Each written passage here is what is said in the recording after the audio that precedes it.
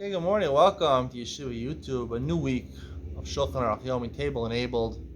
Simon Kuf Nun Aleph 151. We'll be doing this week all the halachas of Hilchos Beis HaKnesses. We started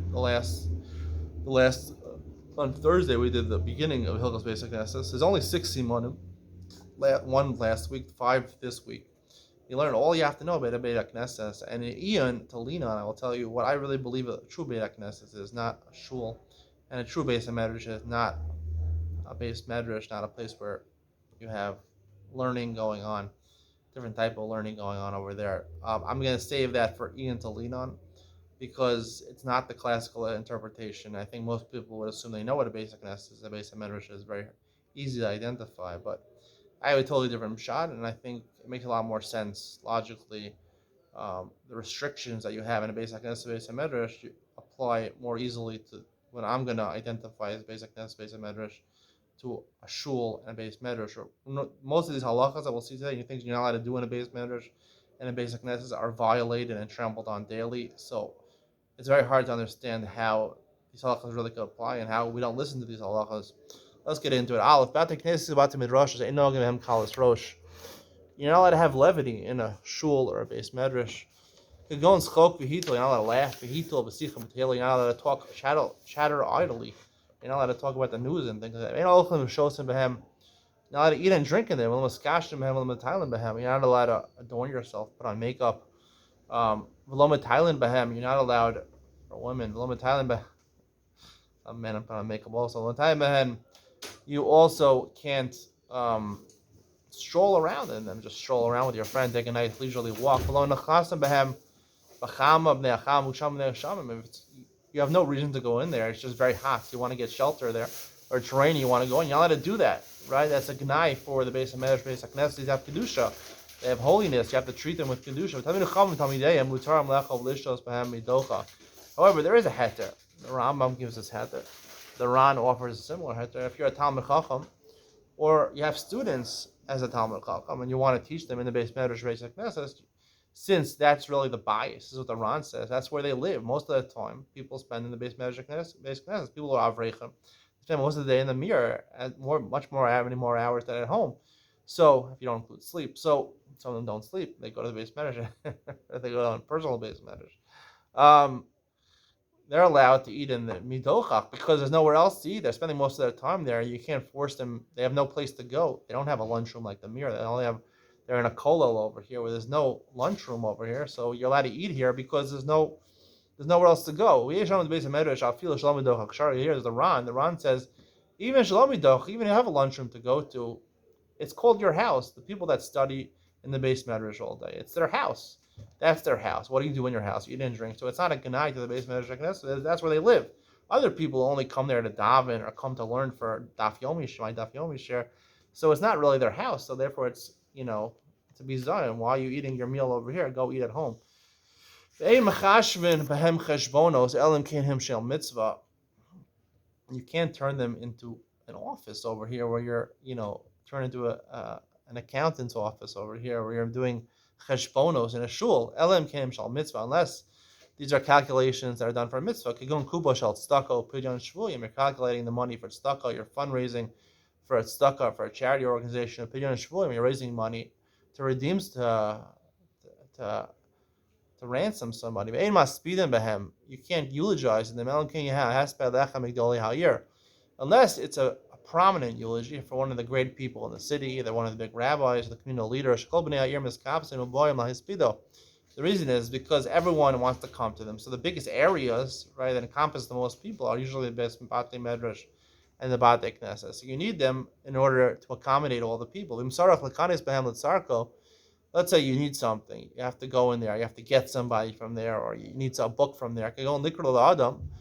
An example would be to call somebody. He should read from the Chumash or Yomar Dvar Shmua, or say some halacha first, and then call him. It shouldn't be that you just absentmindedly just go into a shul for whatever reason you need. You have to show reverence to it by studying there a little bit. You don't know anything. You're not ma'aretz. You don't know any Torah. You could tell one of the Talmidim over there people studying there, you tell me a halacha. Oh, yishem ma'ad ve'achgach yitzei, or which is the best option for most people, you just wait a little bit. Don't walk in and walk out. Walk in, stop for a little bit, and then go do what you have to do. Even sitting in a base medrash or base like this, or staying there, well, see, doesn't you don't have to actually sit. We say 3 times a day, Asher Yoshev Yisecha. V'shira Yeshiva, the Rama says, Hilach Shnei Psachim, L'dasa Yish Mefarshim, Siman Sadi Sof Sif Chaf. You have to wait the Hilach Shnei Psachim, which is 2 dalet amos, 8 amos. I guess 2 or 3 seconds. You wait there, just sit down or stop and stand in your place for 3 seconds. It shows that you're getting a mitzvah of staying in the base camp of Medrash, and then you can call the person. Because Rotza Lomar Shal Rabim Dumi the Beit HaKnesset. A base Medrash that we're talking about, it has to be a public one that belongs to, that a lot of people come there. A lot of people have these personal studies in their houses. Ein lo kedusha kol kach. It doesn't have so much kedusha. It sounds like it has a little bit of kedusha. This is from a Rishon. I would say base medrash has to have a quota of 10 people. If 10 people are not frequenting the base medrash on a regular basis, it's not a base medrash at all in your house. It's just a personal study. I don't think any of these halachas would apply. This is the portion of the Gemara. You're not allowed to sleep in a shul or a base medrash. A base medrash mutter. Well, the Shulchan Aruch says that a base medrash is mutter. Now the Mishnah Berurah says those are lomer shnas arai, a temporary sleep. Now, what is considered shnas arai? What's a temporary sleep? So if you look in the Gemara in Sukkah, the Gemara in Sukkah and Daf Chavav says a temporary sleep is pachas mishis and nishmi, 60 breaths, which is, some say less than 30 seconds. You're only allowed to sleep up to 30 seconds. Some say 3 minutes. Some say half an hour. But a lot of poskim say only 30 seconds. Once you sleep 30 seconds, that's already shnas kva. That's already a permanent sleep.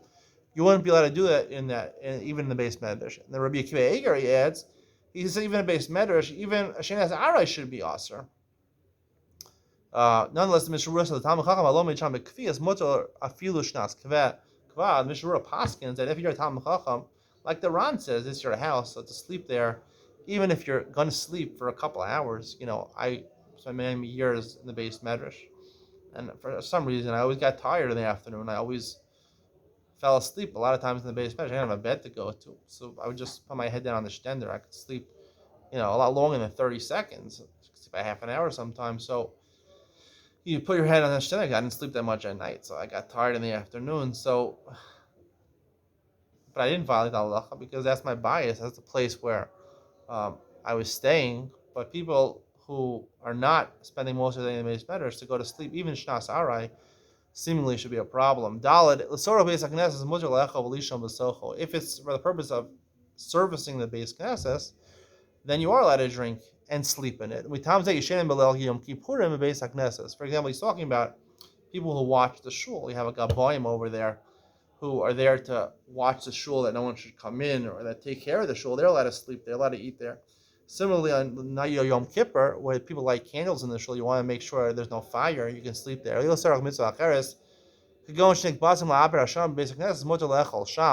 have to be together in a basic nest for the purpose of a mitzvah, you're there for the purpose of a mitzvah. For example, they used to sequester themselves in a shul in order to calculate the years when it's a leap year. We already have calculated years already, but used to calculate the years, or it's a big mitzvah, a mitzvah project that you're doing. So that would be similar to fundraising for tzedakah or for a ransom. You're allowed to do those things. You're allowed to be there, and since you have to be there, you're allowed to do the normal functions. If it comes mealtime, you're allowed to eat there. Hey, ayu lebeis hakneses shnei psachim. There's 2 entrances to get into a shul. You can't make it a shortcut. The Gemara calls it kapendaria. You're not allowed to make a shortcut out of a shul. Lakatzer darko. It's a bizayon to the shul. However, if there was a path, there was a street going from one place to the other place, and the shul was built on the middle of that street, so therefore you have every right. You can't take it. The shul can't take away my right to go through the shortcut, so I'm allowed to use it as a shortcut in that instance. You originally went in there for whatever reason. You wanted to call somebody, or you wanted to learn. Then you decide you want to leave. So then it's not called you made a shortcut on purpose. goes based on what you plan on doing it. It's devaluing it, the worth of basic Knesset in your eyes. If you plan on going to learn, so then you have every right to, even if it's a shortcut, to go out the other exit. When you come to daven there, if you come to daven, even if you plan on leaving the other exit, this is dumia to the base to the base Hamikdash. When you come to the Azara, the pasuk says they used to go into one entrance and leave in the other entrance. So when you daven there, it's okay. Vav mutar likanas base Hamikdash the machlo v'tamila fundasto. Even though normally we said you're not supposed to treat it in a way of chol, right? You're allowed to go there with your if you have cane, you have a cane, or you have a fanny pack, or you have a messenger bag, or a knapsack, or something like that. Perish, mine kisim, these are things where you hold something. Targum of Yalkut, over Tarmila, you're allowed to do these things, even though on Harabayas, the Gemara says at the end of Brachot, you're not supposed to do this. In a shul, you're allowed to. Some say you can't bring a big knife or rosh magula, or to go without your head cover, without wearing a yarmulke into a shul. Now, most of us wear yarmulkes all the time, but there's much more room to be makel to not wear a yarmulke when you're not saying a bracha or not going into a shul. There you have to be extra careful to wear a yarmulke. You shouldn't go out with a long knife, because the Gemara says a knife shortens the days of life, and Beis Knesset is supposed to elongate your life by davening there and learning there. So therefore, it's a paradox to bring it inside. Zayin yochel la rokbo. You allowed to spit on the floor in a shul or a Beis Medrash. You didn't know that. As long as once you spit, you sort of take your foot and you rub it into the ground. Gami literally means a rubber or straw, but I think it means carpet. If you have a carpeted shul, you spit in there. It'll get absorbed in the carpet, especially if it's a thicker carpet. If it's not a thicker carpet, or it's a stone floor or laminated floor, so then if you rub it with your foot, so therefore no one really sees it, it's not considered a bizayon. People think it's crazy that you can actually spit. We won't see too many people spitting on the floor of Beis Medrash. That's a halacha, which is actually in the Gemara. The Gemara says, "Chet tit shal ragla broil lekancha kodim shikanas yispal." Ever mud, that's considered something which is more disgusting. So you should clean it off. You should have a mat in front of the shul. Clean off the mud off your feet before you come into shul. Also, your clothes should be clean. You shouldn't be dirty when you go into a shul. To show honor for the shul, to wear nice clothes, you're coming to an esteemed place. You should always sweep the shuls. The Rabson in Israel, they have sponge to take water. A lot of stone floors here. In America, a lot more carpeted floors. So you have stone floors. The best way of cleaning them is to pour water on them and to wash the floors. Perish kiba nika abayis ributz rikas mayim al pnei karka. Ributz, where you clean it by throwing water on the ground. V'nogin lahalik b'hem neros l'chabdon. The meaning is to light candles. Now, a lot of people, we don't actually light candles in shul, but they do have candles. Usually, sometimes they'll have a menorah by the amur where the person stands, or you have fancy chandeliers over there to add light. Gives prominence, gives a certain ambiance to the shul to make it a more honorable place. Even after you destroy a shul, so you sell the shul or it's destroyed, you build a new shul, you have to have the money to build a new shul or start building a new shul before you destroy the old one, but it's destroyed. Still, the kedusha remains. You want to go into the desolate shul that no one's using anymore, you have to treat it with kedusha. It's the only thing you don't have to do. Since it's desolate, there's no point in sweeping it or watering the floors, cleaning the floors, because it's desolate, no one's using it. If it was completely destroyed, where grass starts growing in the middle of the shul, the best thing to do is to uproot the grass and leave it there in piles. People will get upset. It looks disgusting. All this grass is piling up. So people will say, hey, this one's once a shul, at least let's rebuild it and build a new shul in the place. So it shouldn't be desolate. Now, this is a very important halacha. The Gemara says that you can make a t'nai, you can make a stipulation. Now, we said there's a lot of things you're not allowed to do in a shul or a Beis Medrash, including eating, drinking, sleeping, laughing, joking around, idle chatter. You're not allowed to do these things in a shul. You're not allowed go inside of them to save yourself as a shelter from the rain or the heat. If you make it tonight, you're allowed to do these things inside of them. But not, the Tanai only helps after the shul is no longer functioning, no longer used, it's desolate. Then you could do these things. Al Vishuvo, according to the Shulchan Aruch, once it's still alive, Lo Mahani tonight, even made it tonight, it doesn't help. It doesn't allow me to treat it, the shul or the base medrash with less reverence. So I feel berchobano, even when it's desolate, Latashash Maguna, something which is really the meaning to the shul, Kigon, Zriya v'cheshbon, to plant a garden there, or to plant vegetables there, v'cheshbono shel rabim, or to turn it into an office space where you're doing an accountant's office. Lo Mahani tonight, that doesn't help for it. A further qualification. When does this apply? This only works as stipulation, right? Which only works after it's desolate in Chutz La'aretz.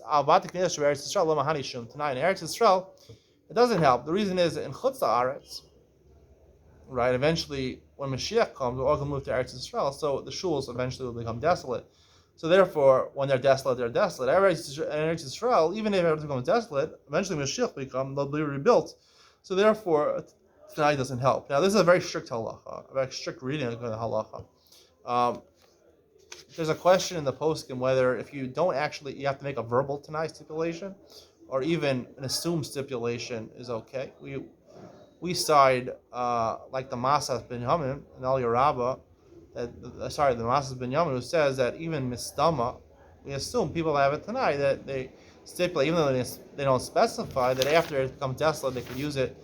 There are a lot of poskim that say that tonight works even b'yeshuvo, even when it's still a present day shul. I mean, there's so many shuls. People have kiddushes in shul. They eat and drink in the middle of the shul. How could you do that?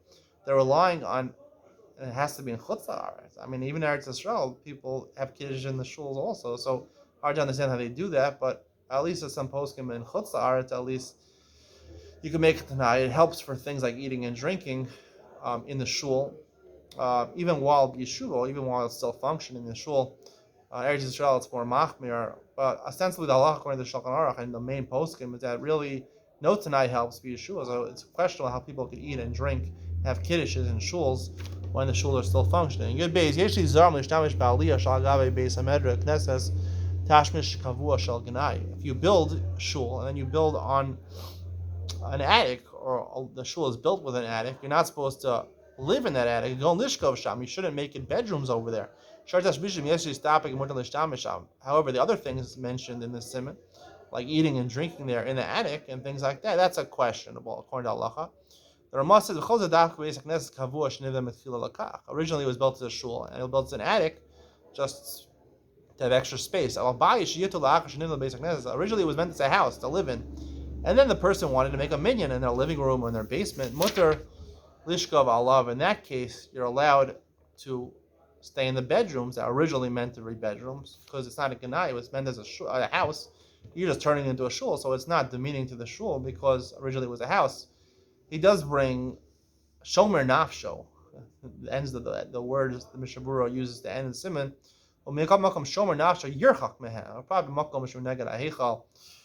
You should be careful, even if you turn your house into a shul in your basement or in your living room, you should be careful not to sleep there. Somewhere now, I think people who turn their houses into shuls do sleep there. And he says it's even more severe when it's neged heichal, to sleep on top of where the Aron HaKodesh is. Aron HaKodesh represents the heichal of the base Hamikdash. The heichal was the inner sanctum, not where the Aron was, but it included the heichal, the Kodesh HaKodashim. So where the Aron is, that's really the heichal of the shul, and you shouldn't be sleeping on top of that. So if you want to be machmer, that's the place to be machmer. That's the conclusion of today's share. Stay tuned for Ian Mitzion when I tell you a unique interpretation of what really a base medrash, a basic knesses is. And with that understanding, we can understand why so many people are makil nowadays to do things in the basic knesses, the basic medrash, which really, according to strict halacha, should be aser. Ian to lean on coming up next.